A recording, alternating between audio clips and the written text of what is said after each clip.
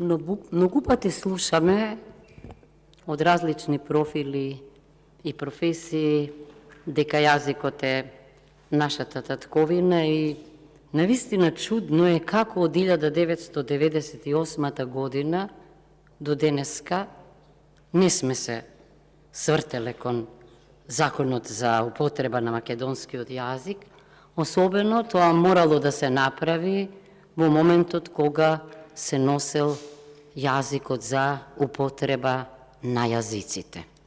Чудно во насловот плурал, ама внатре сингулар, бидејќи внатре нема одредби за македонскиот јазик. Значи, го поздравувам предлогот за донесување на македонскиот јазик и морам да истакнам дека постапката одеше, дури и пред да дојде овде законот, во дебатен стил, со вклучени представници од различни професии, со бурна расправа, со предлози кои беа ислушувани од министерката. Предложивме и пишани предлози, беа дел од нив прифатени и образложени и мислам дека е добро што оди во редовна постапка. Секаде законите за јазиците одат во редовна постапка. Во многу држави се носат со двотретинско мнозинство, во некои држави воведувањето на нови службени јазици оди дури и на референдум. Значи, зошто е важно овој закон да добие должно внимание? Зашто со право во воведот на законот се потенцира дека зборуваме за еден од најважните елементи или сегменти на нашето духовно, односно на нашето нематеријално културно наследство. Особено го поздравувам предлогот дека по донесувањето на овој закон ќе се креира национална стратегија за македонскиот јазик. Сите мали јазици денеска добиваат национални стратегии. Зошто? Зашто предупредувањата се драматични, дека некаде до 2050 година многу од малите јазици ќе бидат под закана заради неупотребувањето на исчезнување. Ние имаме обврска да не го дозволиме тоа. Значи, во дискусијата јас дадов некои предлози, само некои од најважните ќе ги потенцирам, дека ако е македонскиот јазик, службен јазик на целата територија и во меѓународните односи, уште во првиот член, покрај оваа формулација дека е службен јазик на Република Македонија, мислам дека треба да стои вистинската формулација, иако во правото понекогаш не се повторуваат уставните одредби, но ако веќе има акцент, мислам дека треба да биде овде внесено.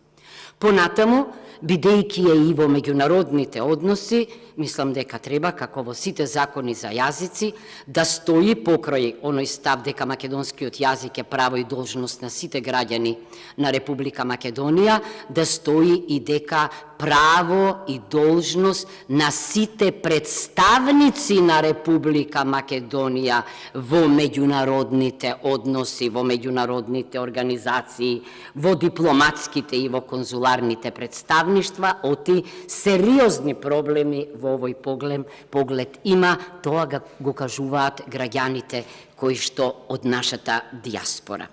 Се разбира, ова воопшто не значи загрозување или ограничување на употребата на другите службени јазици и мислам дека е тоа сосема во ред потенцирано овде.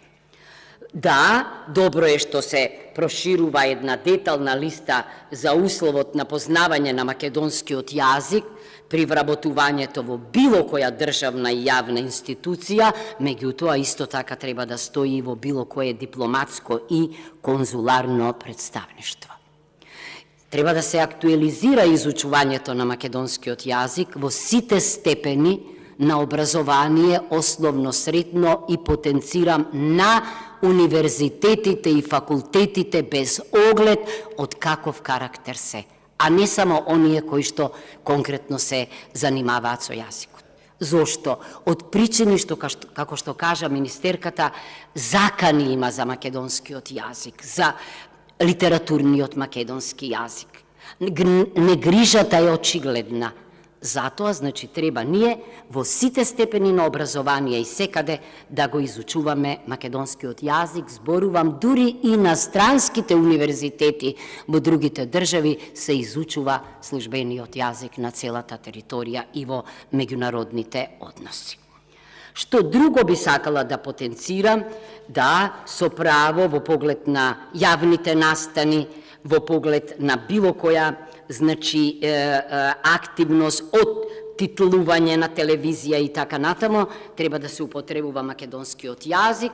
Се договоривме, бидејќи постои македонски фонд, во законот да се внесе дека ќе се употребува македонскиот фонд. Знам дека тоа чини, но за најважниот елемент од духовното наследство, мислам дека парите се ирелевантни.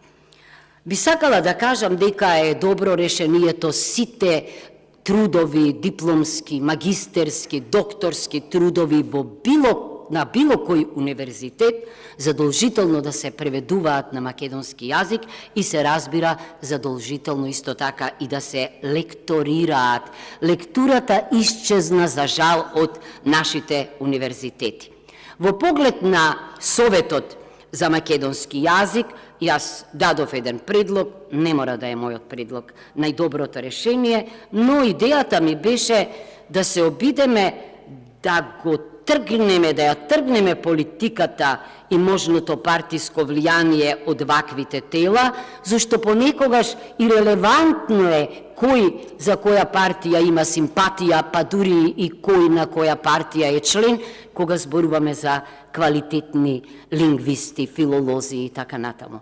Но ако членовите на Советот ги именува владата, па дури и председателот на Советот, тоа мислам дека може да биде лошо и за самите членови на Советот, бидејќи тие тогаш без причина може да добијат квалификација. Јас сум секогаш за конкурс, јас сум секогаш за транспарентно конкурирање, јас сум секогаш за тоа да квалитетот, односно стручноста и компетентноста да бидат најважните при изборот на членовите на Советот.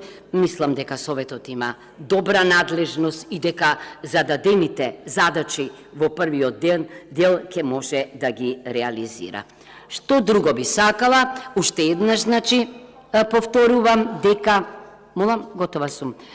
Повторувам дека го поздравувам предлагањето на законот. Дискусијата и во рамките на Комисијата за култура беше плодна, беше толерантна, беше аргументирана. Мислам дека за евентуалните измени можеме да одлучиме заедно, со консензус, дури и со заеднички амандмани.